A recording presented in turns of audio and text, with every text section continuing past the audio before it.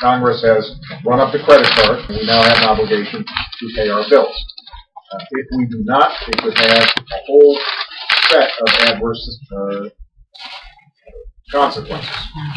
We could end up with a situation, for example, where interest rates rise for everybody all throughout the country. Effectively a tax increase on everybody. Because suddenly, whether you're using your credit card, you're trying to get a loan for a car, or a student loan, businesses that are trying to make payroll, all of them could end up being impacted as a consequence of a default. Now, what is important is that even as we raise the debt ceiling, we also solve the problem of underlying debt and deficit. I'm glad that congressional leaders don't want to default, but I think the American people expect more than that. They expect that we actually try to solve this problem and get our fiscal house in order. And so during the course of these discussions with congressional leaders, what I've tried to emphasize is we have a unique opportunity to do something big. We have a chance to stabilize America's finances for a decade, for 15 years, or 20 years, if we're willing to seize the moment. Now, what that would require would be some shared sacrifice and a balanced approach that says we're going to make significant cuts in domestic spending. And I have already said I am willing to take down domestic spending to the lowest percentage of our overall economy since Dwight Eisenhower. It also requires cuts in defense spending. And I've said that in addition to the $400 billion that we've already cut from defense spending, we're going to look for hundreds of billions more.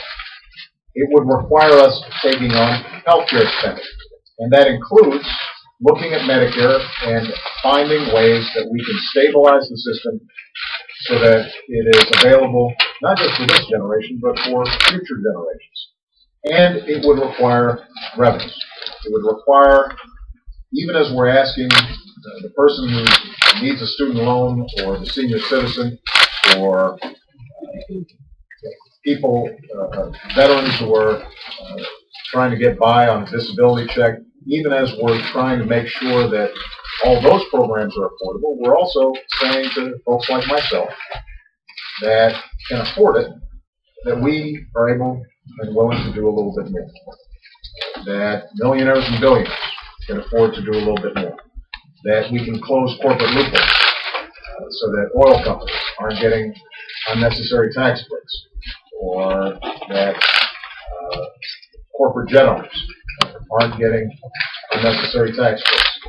If we take that approach, then I am confident that we can not only impress the financial markets, but more importantly, we can actually impress the American people that this bank can actually get something done once in a while. Now, let me acknowledge what everybody understands. It is hard to do a big package. My Republican friends have said that they're not willing to do revenues, and they have repeated that on several occasions. My hope, though, is that they're listening not just to lobbyists or special interests here in Washington, but they're also listening to the American people.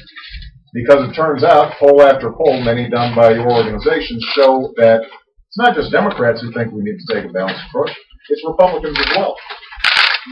The clear majority of Republican voters think that any deficit reduction package should have a balanced approach and should include some revenues. That's not just Democrats. That's the majority of Republicans. You've got a whole slew of Republican officials from previous administrations. You've got a bipartisan commission that has said that we need revenues.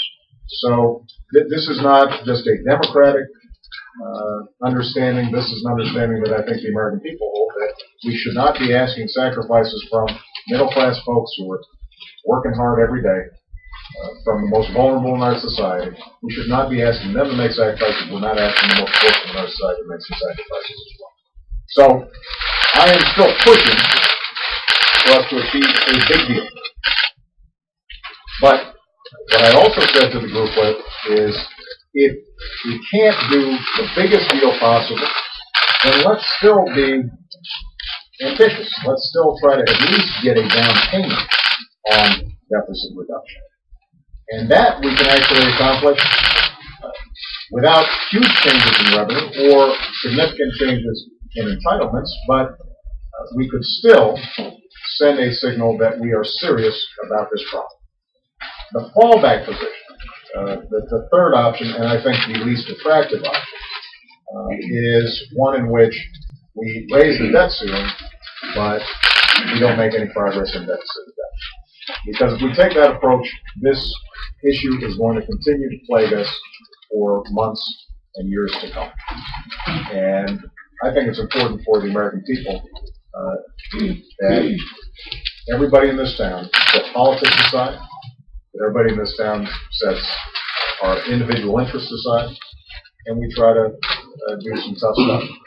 And I've already taken some heat from my party for being willing to compromise. My expectation and hope is that everybody in the coming days is going to be willing to compromise. Last point I'll make, and then I'll take questions. We are obviously running out of time. And so what I've said to the members of Congress is that you need, over the next 24 to 36 hours, to give me some sense of what your plan is to get the debt ceiling raised through whatever mechanisms they can think about, and show me a plan in terms of what you're doing for deficit and debt reduction.